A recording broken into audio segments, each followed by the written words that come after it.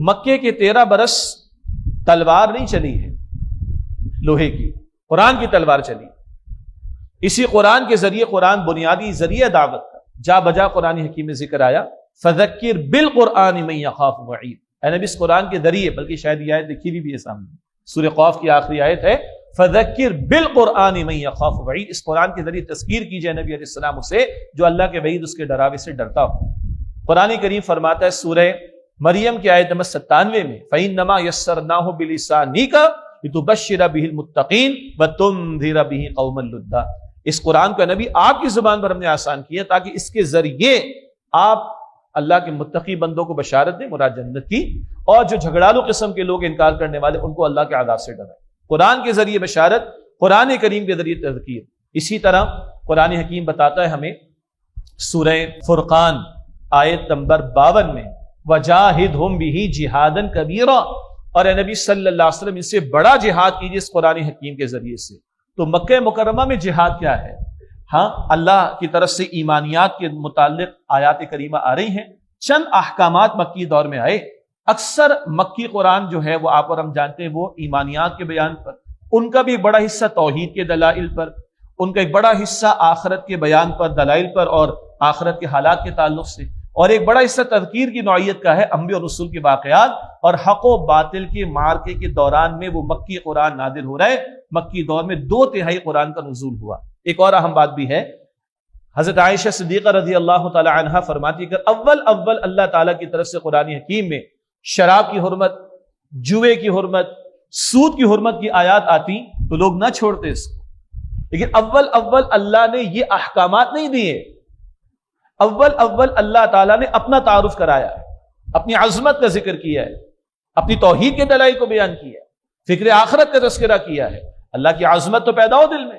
آخرت کی جواب دہی کا احساس تو پیدا ہو، پھر خود ہی سوال کریں گے مدنی دور میں آ کر یسألونک عن الخمر والمیسر، اے نبی شراب و جوئے کے بارے میں سوال ہو رہا ہے،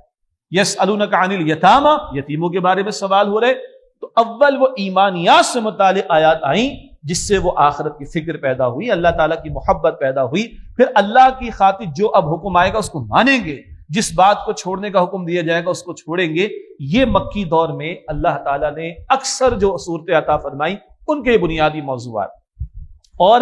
ہمارے ہاں بھی تربیت کے اعتبار سے اس بات پر بڑی توجہ کرنے کی ضرورت ہے کہ جیسے دعوت کا بھی اہم ترین اولین بنیادی ذریعہ قرآن حکیم ہے، تربیت کے اعتبار سے بھی اہم ترین اولین بنیادی ذریعہ خود قرآن حکیم ہے جو صاحب قرآن نے استعمال کیا صلی اللہ علیہ وآلہ وسلم۔ اور اسی قرآن کریم کے ذریعے سے تزکیے کا معاملہ، اسی قرآن کریم کے ذریعے سے آخرت کی فکر پیدا کرنے کا معاملہ، اسی قرآن کریم کے ذریعے سے اللہ والے پروڈیوس کرنے کا معاملہ۔ بڑا پیارا شعر ہے کہ خدا کے کام دیکھو، خدا کے کام دیکھو بعد کیا ہے اور کیا پہلے، خدا کے کام دیکھو بعد کیا ہے اور کیا پہلے، نظر آتا ہے مجھ کو بدر سے غار ہیرا پہلے، نظر آتا ہے مجھ کو بدر سے غار ہیرا پہلے۔ بدر کے 313 تو دکھائی دے رہے جن کے ساتھ اللہ کی نصرت تھی، البتہ یہ 313 جو بدر میں سن 2 ہجری ماہ رمضان کی 17 تاریخ کو دکھائی دے رہے، ان کی اکثریت کس طرح پروڈیوس ہوئی ہے؟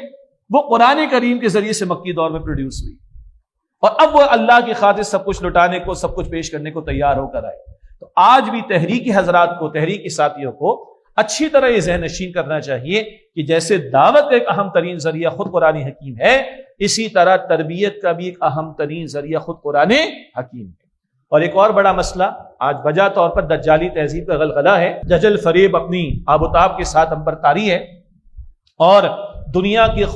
کی رنگینی اور اس کی زینت بڑی کھل کر نمایاں ہو کر ہمارے سامنے،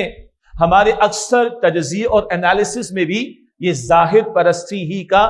نظارہ زیادہ دیکھنے کو ملتا ہے۔ ایسے تناظر میں ایمان والے قربانیوں کے لیے تیار کیسے ہوں گے؟ اور قربانی کے بغیر تو دین کی نہ دعوت کا کام ہو سکتا ہے، نہ اپنی تربیت کا کام ہو سکتا ہے، نہ کوئی انقلاب برپا ہو سکتا ہے۔ مکے کے 13 برس قرآن حکیم نے ایمان والوں کو ایک اور عالم کی سیر کرائی، اور وہ عالم آخرت ہے، اور اس عالم آخرت کے بیان و نظاروں میں جنت کے نظاروں کا ذکر ہے، جہنم کے عذابوں کا ذکر ہے، اور اللہ کے نبی علیہ السلام بھی یہی کوٹ کر رہے ہیں جب سیدنا یاسر رضی اللہ تعالی عنہ اور بی بی سمیہ رضی اللہ تعالی عنہ پر ظلم و ستم کے پہاڑ توڑے جاتے، اللہ کے رسول کیا بتاتے ہیں ان کو؟ اصبروا یا آل یاسر فإن موعدکم الجنہ، اے یاسر کے گھر والوں صبر کرنا، بے شک تمہارے لیے جنت کا وعدہ ہے۔ کیوں بلال میں جذبہ پیدا ہوا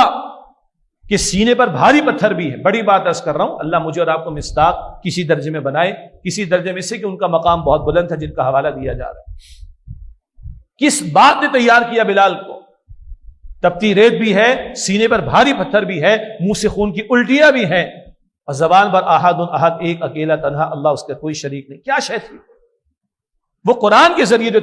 اللہ کے رسول نے تربیت کی ہے صلی اللہ علیہ وسلم، اور وہ جو آخرت کی منزل ان کے سامنے ہے، اور جو اللہ کی رضا کا حصول ان کے سامنے، اور اللہ کی رضا کا مقام جنت کا حصول ان کے سامنے ہے، یہ وہ شے جس نے سب کچھ قربان کرنے کو ان کو تیار کیا۔ 2/3 قرآن مکی دور کا اور مکی صورتوں کا ان کا بڑا حصہ جنت کے نظاروں پر مشتمل ہے، جہنم کے عذابوں کے کیفیات پر مشتمل ہے، اور اس سے وہ تربیت ہوتی ہے کہ قربانیاں دینے کا جذبہ بندے کے اندر پیدا ہوتا ہے، اللہ کی ذات مقصود اور مطلوب بنتی چلی جاتی ہے، اور بندہ اپنا گھر بار، اپنی جان، اپنا مال، اپنی اولاد، حتیٰ کہ اپنا کیریئر، اپنا کاروبار، سب کچھ چھوڑنے کو تیار ہو جاتا ہے